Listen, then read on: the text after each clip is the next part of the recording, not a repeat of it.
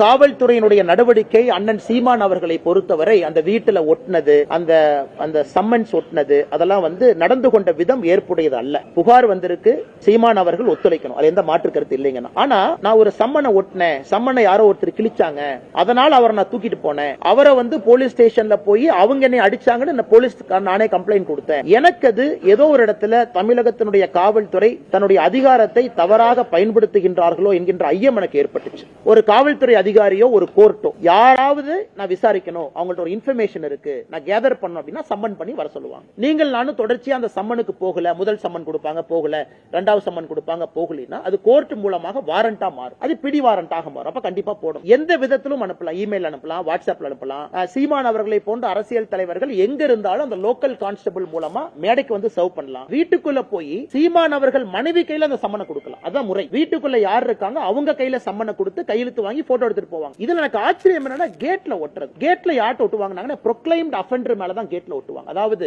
தேடப்படக்கூடிய குற்றவாளி கேட்ல ஒட்டுவாங்க, நான் பார்த்திருக்கேன். கோர்ட் ஒருத்தர் குற்றவாளின்னு சொல்லி எஸ்கேப் ஆயிட்டாங்க, அவங்கள வீட்டு வாசல்ல ஒட்டுவாங்க, P1 சொல்லுவாங்க, ப்ரொக்ளைம்ட் அஃபெண்டர். ஒரு சீமான் அவர்களுக்கு வீட்டு வாசல்ல ஒட்ட வேண்டிய அவசியம் இல்லை என்பது என்னுடைய கருத்து. சரி, ஒட்டியாச்சு, அதை கிழிச்சிட்டாங்க. எப்ப அதை ஆக்ட் பண்ணணும்னா அடுத்த நாள் சீமான் அவர்கள் 11 மணிக்கு வரல அப்படின்னா தான் காவல்துறை நடவடிக்கை எடுக்கணும்.